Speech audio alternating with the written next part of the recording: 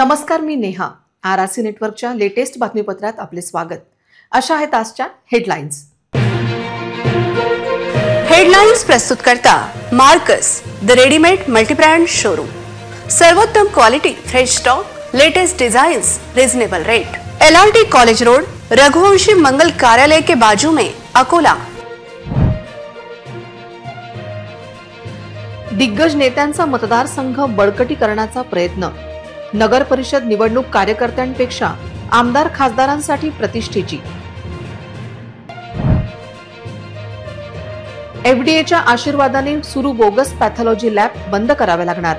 उच्च न्यायालयात राज्याला मांडावी लागणार बाजू.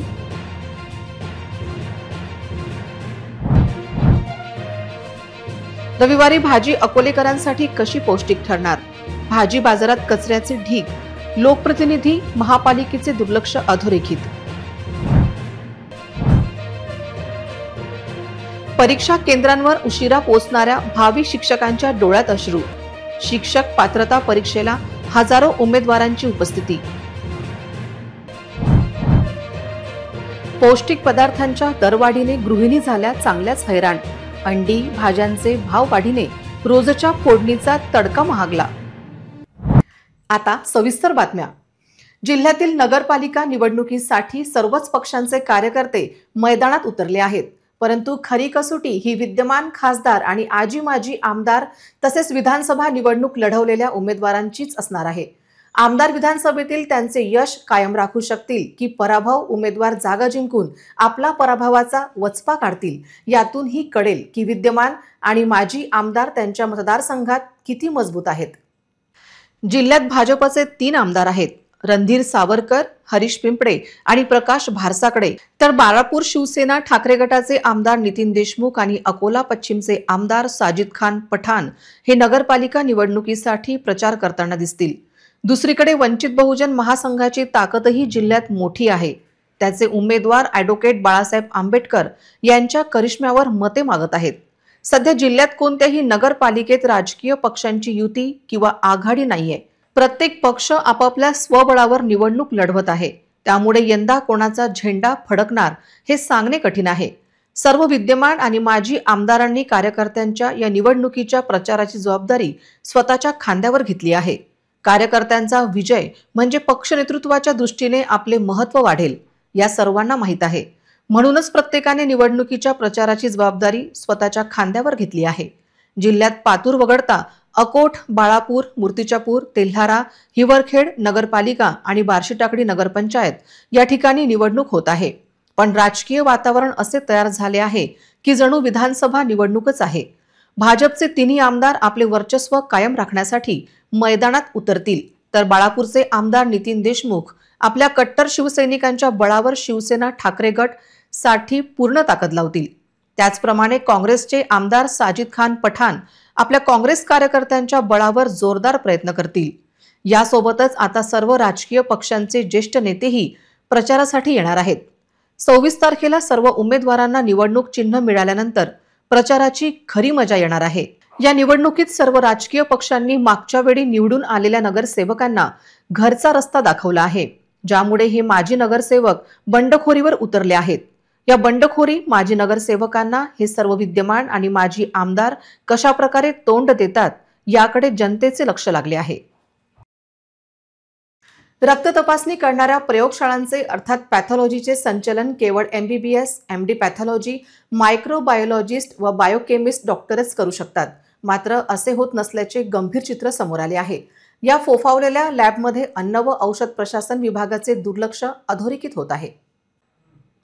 संपूर्ण राज्यातील हजारो pathology lab, diploma in medical laboratories technology अर्थात DMLT आणि certificate in medical laboratories technology अभ्यासक्रम पूर्ण केलेले तंत्रज्ञ बेकायदेशीररित्या चालवित असून ते सामान्य नागरिकांचा जीव धोक्यात घालत आहे, असा दावा करणारी फौजदारी जनहित याचिका मुंबई उच्च न्यायालयाच्या नागपूर खंडपीठात दाखल करण्यात आली आहे. उच्च न्यायालयाने या प्रकरणात राज्य शासनाचे सचिव, वैद्यकीय शिक्षण विभागाचे प्रधान सचिव यांच्यासह 7 प्रतिवाद्यांना 7 जानेवारीपर्यंत उत्तर दाखल करण्याचे आदेश दिले. यवतमाळ येथील सामाजिक कार्यकर्ते दिगंबर पजगाडे यांनी ही याचिका दाखल केली आहे. या प्रकरणावर न्यायमूर्ती अनिल किलोर आणि न्यायमूर्ती रजनीश व्यास यांच्या सक्षम सुनावणी झाली। या निर्णयानुसार पॅथॉलॉजीमध्ये काम करणारे हे तंत्रज्ञ म्हणजे पॅथॉलॉजिस्ट नाहीत। यामुळे ते कोणतेही पॅथॉलॉजीचे संचलन स्वतंत्रपणे करू शकत नाही। वैद्यकीय परिषदेतर्फे नोंदणीकृत पॅथॉलॉजिस्टने प्रमाणित केलेला व्यक्तीच चाचणीला अहवाल देऊ शकतो। कोणतीही व्यक्ती, रुग्ण, संस्था किंवा डॉक्टर देऊ शकत नाही। राज्य शासनाने नोंदणीकृत पॅथॉलॉजिस्ट शिवाय सुरू असलेल्या पॅथॉलॉजी बंद कराव्यात असे नमूद केले आहे। त्याचा निकाल लवकरच लागणार आहे। महापालिका कचरा संकलनावर दरमहा कोट्यावधी रुपये खर्च करत असतानाही शहरातील मुख्य भाजी बाजारात घाणीचे साम्राज्य असणे आणि त्यामुळे सामान्य नागरिकांच्या आरोग्याला धोका निर्माण होणे हे चित्र अकोलेकरांसाठी योग्य नाही। या मुख्य समस्येकडे जनलोकप्रतिनिधी आणि प्रशासनाचे दुर्लक्ष अधोरेखित होत आहे। अकोला महानगरपालिका दर महिन्याला कचरा संकलनावर 4 ते 5 कोटी रुपये खर्च करते। आरोग्य विभागात हजारो कर्मचारी, महापालिकेची स्वतःची तसेच कंत्राटदाराची शेकडो वाहने आणि घंटागाड्या कार्यरत आहेत। एवढा मोठा खर्च आणि यंत्रणा असूनही शहरातील मुख्य भाजी बाजारात कचऱ्याचे ढिगारे आहेत, ज्यामुळे नागरिकांना घाणीतून भाजी खरेदी करावी लागते। या अस्वच्छतेमुळे अकोलेकरांचे आरोग्य धोक्यात येत आहे। या गंभीर समस्येकडे महापालिका आयुक्तांचे दुर्लक्ष होत असल्याचे दिसत आहे। इतकेच नाही तर शहरातील लोकप्रतिनिधींचे दुर्लक्ष आहे का असा प्रश्न अधोरेखित होत आहे। भाजी बाजारासारख्या सार्वजनिक ठिकाणी जिथे रोज हजारो लोक खरेदीसाठी येतात, तिथे अशी अस्वच्छता असणे म्हणजे आरोग्याच्या दृष्टीने एक मोठा धोका आहे। साथीचे रोग पसरण्याची शक्यता वाढते आणि शहरवासियांचे आरोग्य धोक्यात येते। महापालिका प्रशासनाने यावर तातडीने कठोर कारवाई करणे आणि केवळ कागदोपत्री खर्च न करता प्रत्यक्ष कचरा व्यवस्थापनात सुधारणा करणे आवश्यक आहे। शिक्षक पात्रता प्रवेश परीक्षेसाठी उशिराने आलेल्या उमेदवारांना आज प्रवेश नाकारला गेला। त्यामुळे त्यांचे हे वर्ष वाया गेल्याचे चित्र आहे। केंद्रावर पोहोचण्यास 10 वाजताची वेळ देण्यात आली होती, पण काहींना थोडा उशीर झाला तर त्यांना परीक्षेपासून मुकावे लागले।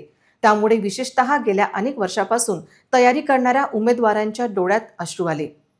स्टूडेंट क्या घर से आ रहे हैं क्या वहाँ से आ रहे हैं ना? कहाँ से आ रहे हैं सर? कौन सा नियम है बताइए मुझे नियम बताइए आप। सर लवकर घ्या, बुलाओ जल्दी बुलाओ। और टाइम डिले कर रहे हो आप। सर तुम्ही वेळ वाढवून देशाल का? सर त्यांनी परवानगी दिल्यावर सर तुम्ही वेळ वाया घालवताय। 10:30ला पेपर स्टार्ट होणार आहे ना सर? 10:15 वाजले सध्या। बोला सर एक मिनिट परवानगी कोणाकडून घेत आहे तुम्ही? हे पाय पर्यवेक्षकांना अंदर घेत आहे पण विद्यार्थ्यांना आतमध्ये घेत नाही। घंटाला आला असताना अलाउड नाही। पेपरचा काय 10:30 टायमिंग आहे। आम्ही 12वीच्या विद्यार्थ्याला अर्धा घंटा लेट झाले तरी पण पेपर देतो। परीक्षा परिषद सांगते की नुकसान करायचं नाही विद्यार्थ्याचं। हे काय आहे? सगळी लूट आहे ना। तुम्ही अधिकारी असताना सुद्धा तुम्हाला अलाउड नाही। काय याचा अर्थ? तुम्हाला जे ऑब्जेक्शन आहे तुम्ही परीक्षा परिषदेला विचारा। परीक्षा परिषद आम्ही डायरेक्ट कलेक्टर आम्ही स्ट्राईक करतो ना। त्याचं उत्तर तर द्या आम्हाला। आमच्या विद्यार्थ्यांची जी तक्रार आहे, ग्रीव्हन्स आहे, ते तर कम्प्लीट करा। मी इथं 10 वाजून 10 मिनिटांनी आलेलो असून सुद्धा आम्हाला प्रवेश दिला नाही। का बरं दिला नाही प्रवेश? आज संपूर्ण राज्यभरात शिक्षक पात्रता परीक्षा घेण्यास येत असून अकोल्यामध्ये सुद्धा बऱ्याच केंद्रांवर परीक्षा सुरू आहे। परीक्षा देण्यासाठी आलेल्या विद्यार्थ्यांना 10 मिनिटे उशिरा झाल्याने खंडेलवाल ज्ञानमंदिर शाळेच्या कर्मचारी व अधिकाऱ्यांनी सदर विद्यार्थ्यांना प्रवेश नाकारला। त्यामुळे जवळपास 50 विद्यार्थ्यांचे भविष्याचे नुकसान झाले आहे। शिक्षक पात्रता परीक्षेसाठी सकाळी 10:30 वाजताची वेळ दिली होती। परीक्षा केंद्रावर पोहोचण्यासाठी 10 वाजताची वेळ होती। सदर विद्यार्थ्यांना केंद्रावर पोहोचण्यासाठी 5 ते 10 मिनिटे उशीर झाला। विद्यार्थ्यांनी अधिकाऱ्यांना विनंती केली, परंतु वरील अधिकाऱ्यांच्या सूचनेनुसार या विद्यार्थ्यांना प्रवेश दिला नाही। कोणत्याही विद्यार्थ्याला परीक्षेपासून वंचित ठेवता येत नाही। अखेर हे विद्यार्थी परीक्षेला गैरहजर राहिल्यामुळे त्याचे व शैक्षणिक नुकसान झाले असून त्याची भरपाई कोण देणार असा प्रश्न उपस्थित होत आहे। सदर विद्यार्थ्यांची परीक्षा पुन्हा घेण्यात यावी अशी मागणी केली आहे। पण इथला स्टाफ एवढा स्ट्रिक्ट आहे की त्यांनी इथला स्टाफ एवढा लूज आहे की त्यांनी ती 10:10ला इथं आली पण त्यांनी मला आत एंट्री येऊ दिली नाही। आणि जी मुलगी माझ्या अगोदर आलेली होती ती 10:05ला झाली होती, पण ती खाली बॅग ठेवत असताना तिला पण आत येऊ दिली नाही। ही परीक्षा कोणती आहे अशी? आमचे एवढे हजार रुपये आम्ही फी भरलेली आहे आणि त्यांनी पैसे तसेच वाया गमवले। या गोष्टीला काही अर्थ आहे का? मी इथं 10:10ला हजर होती आणि त्यांनी गेट पण सुद्धा उघडलं नाही आणि मला आतमध्ये पण नाही घेतलं. बरेच विद्यार्थी माझ्या आधी इथं हजर होते, त्यांना पण सुद्धा एंट्री दिली नाही आणि बऱ्याच जणांना खूप फोर्स केला की त्यांनी उघडा आम्हाला आतमध्ये, पण नाही दिली त्यांनी, कोणालाच एंट्री नाही दिली. आणि माझं मत आहे की ही एक्झाम डबल पुन्हा घेण्यात यावी. सर्व विद्यार्थी खूप नुकसान झालेलं आहे. एक्झामसाठी आली होती, परंतु ही यावेळेस परीक्षा दालनामध्ये सुद्धा आम्हाला प्रवेश दिला नाही आहे. त्यामुळे या परीक्षेची एकतर फी परत करावं किंवा ही परीक्षा पुन्हा घेण्यात यावं अशी विनंती. TETचा पेपर भरला होता, फॉर्म भरला होता आणि माझा हे आय कार्ड आहे. माझा मित्र आहे तो नाशिकला आहे, तो पेपरला 10:10 इथं आली होती, तरी मला या शाळेने एंट्री दिलेली नाही. हे माझे आय कार्ड आणि मी इथे बाहेरच थांबलेली आहे अजून सुद्धा. पेपर द्यायला आलो होतो, माझी परीक्षा फीस पूर्ण बुडाली आहे आणि या शाळेतल्या टीचरनी मला काहीच कॉपरेट केलं नाही. माझ्यासोबत हे स्टुडंट सुद्धा एंट्री दिली नाही, तिच्या समोरच्या दिली एंट्री. एक पेपरसाठी एक्झामसाठी इथे आलेली आहे, पण मी 10:10 इथं हजर झाल्यानंतरही मला आतमध्ये एंट्री दिल्या गेली नाही. त्यामुळे माझं आता परीक्षा फी वाया गेली आणि मी जो काही वर्षभर अभ्यास केलेला तो पण वाया गेला. हे माझं काहीतरी याच्यामधून फी किंवा पेपर रिटर्न घेण्यात यावा. महाराष्ट्र राज्य परीक्षा परिषदेतर्फे आयोजित महाराष्ट्र शिक्षण पात्रता परीक्षा आज पार पडली. महानगरातील एकूण 20 परीक्षा केंद्रांची निश्चिती करण्यात आली होती. शिक्षक पात्रता परीक्षेत सकाळ आणि दुपारच्या सत्रात परीक्षा घेण्यात आली. 14 केंद्र निश्चित असून 4200 परीक्षार्थी व पेपर क्रमांक 2 साठी एकूण 20 केंद्रांची निश्चिती करण्यात आली असून एकूण 5594 असे एकूण 9794 परीक्षार्थी परीक्षेला प्रविष्ट होणार आहे. शिक्षक पात्रता परीक्षेसाठी प्रविष्ट 9794 पैकी 159 परीक्षार्थी हे दिव्यांग असून त्यांना नियमानुसार अनुग्रह कालावधी देण्यात आला होता. सीसीटीव्हीच्या निगराणीत परीक्षा केंद्रावर गैरप्रकारांना प्रतिबंध करण्यासाठी परीक्षार्थींना biometric system, face scanning, metal detector यांच्या तपासणीतून जावे लागले. प्रत्येक परीक्षा केंद्रावर व प्रत्येक वर्गखोलींमध्ये सर्व परीक्षार्थी हे MI तंत्रज्ञानावर आधारित सीसीटीव्हीच्या निगराणीत असणार आहेत. सुयोग्य योजनांसाठी शिक्षणाधिकारी कार्यालयामध्ये जिल्हा सनियंत्रण कक्षाची स्थापना करण्यात आली आहे. परीक्षेच्या प्रत्यक्ष अंमलबजावणीसाठी 1 जिल्हा परीक्षक, 5 झोनल अधिकारी, 20 सहाय्यक परीक्षक, 20 केंद्र संचालक, 52 पर्यवेक्षक, 241 समवेक्षक यांची नियुक्ती करण्यात आली होती. सर्व परीक्षार्थी यांचे फोटो व्ह्यू सिस्टीमद्वारे तपासणी झाली. श्री गजानन महाराजांच्या दर्शनाच्या ओढीने अकोला ते शेगाव पायीवारीचे आयोजन डाबकीरोडवासी कावड मित्रमंडळ, आदर्श मित्रमंडळ आणि बोक्या ग्रुपच्या वतीने रविवार 23 रोजी करण्यात आले. हजारो भाविक पायीवारीत सामील होते. गणगण गणात बोते या मंत्रांचा गजर डाबकीरोड परिसरात झाला. रविवारी सकाळी अकोला शेगाव वारीचे आयोजन संत गजानन महाराजांच्या भक्तांसाठी केले आहे. डाबकीरोड येथील प्रिया टॉवर येथून ही वारीला आरंभ झाला. वारकऱ्यांसाठी आयोजकांकडून चोख व्यवस्था करण्यात आली. वैद्यकीय सुविधा, चहा, फराळ आणि जेवणाची व्यवस्था केली जाणार आहे. या सेवाभावी उपक्रमासाठी स्थानिकांनी सहकार्य केले आहे. भक्ती आणि शिस्तीचा समन्वय असलेल्या या भव्य पायदळ वारीत अधिकाधिक भाविकांनी सहभागी व्हावे असे आवाहन आयोजकांनी केले आहे. वारीमध्ये सहभागी होण्यासाठी इच्छुक भाविकांनी Shriram Lahari builders and developers, Priya tower, Dabki road, Akola येथे नोंदणी केली होती. भक्तिमय वातावरणात गणगण गणात बोतेच्या जयघोषात ही पायी दिंडी शेगावच्या दिशेने मार्गस्थ झाली.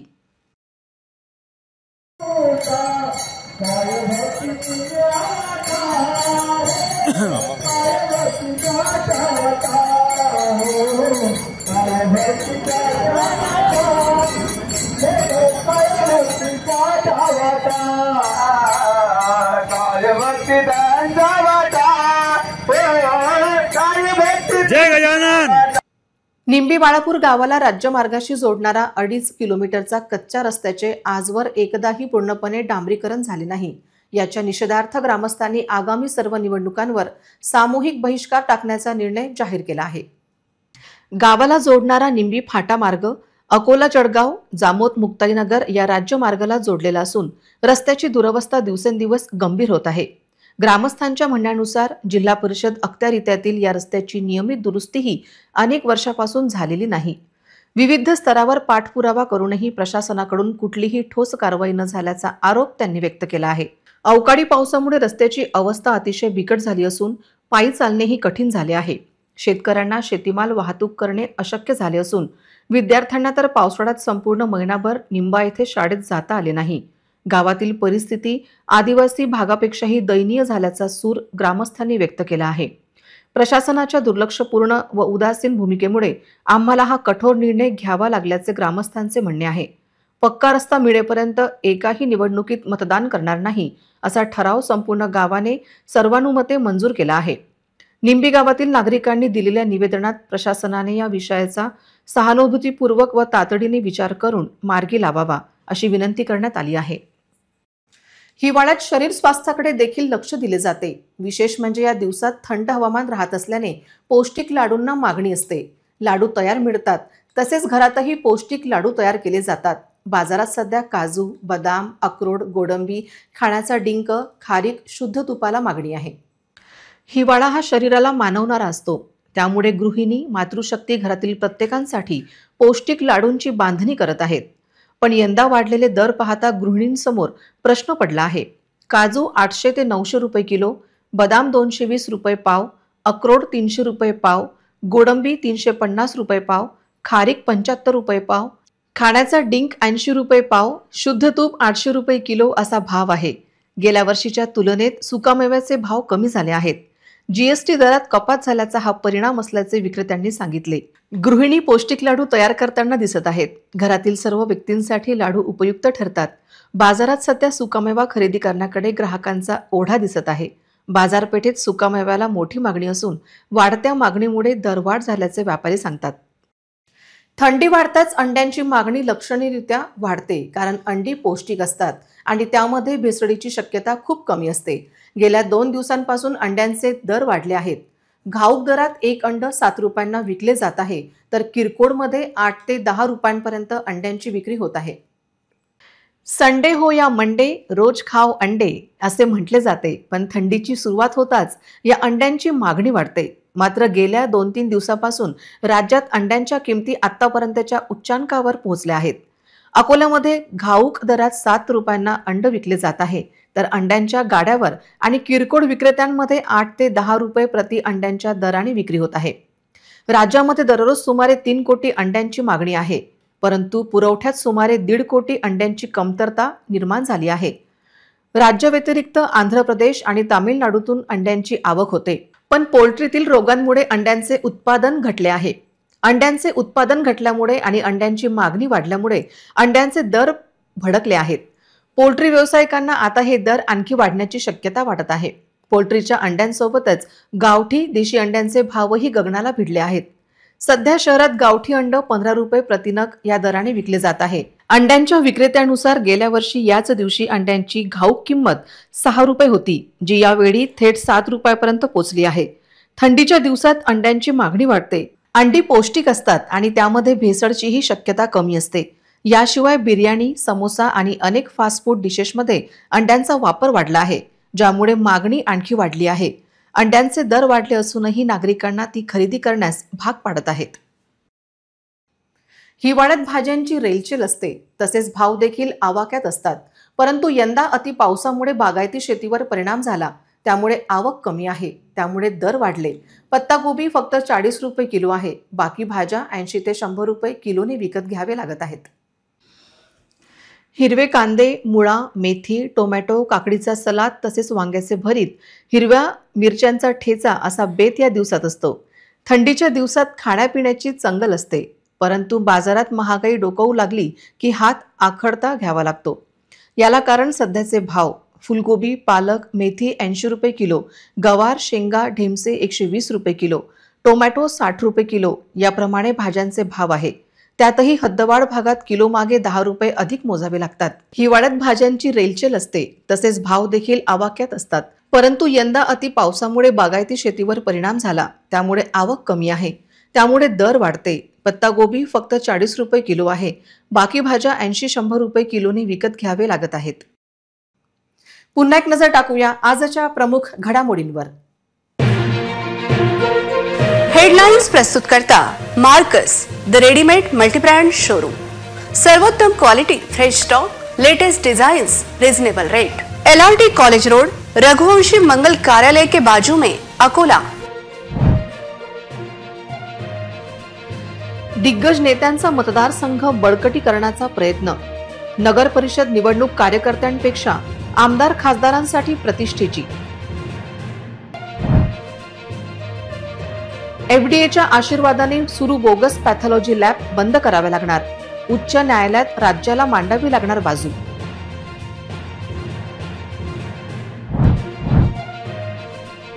रविवारी भाजी अकोलेकरांसाठी कशी पौष्टिक ठरणार? भाजी बाजारात कचऱ्याचे ढीग, लोकप्रतिनिधी महापालिकेचे दुर्लक्ष अधोरेखित. परीक्षा केंद्रांवर उशिरा पोहोचणाऱ्या भावी शिक्षकांच्या डोळ्यात अश्रू. शिक्षक पात्रता परीक्षेला हजारो उमेदवारांची उपस्थिती. पौष्टिक पदार्थांच्या दरवाढीने गृहिणी झाल्या चांगल्याच हैराण.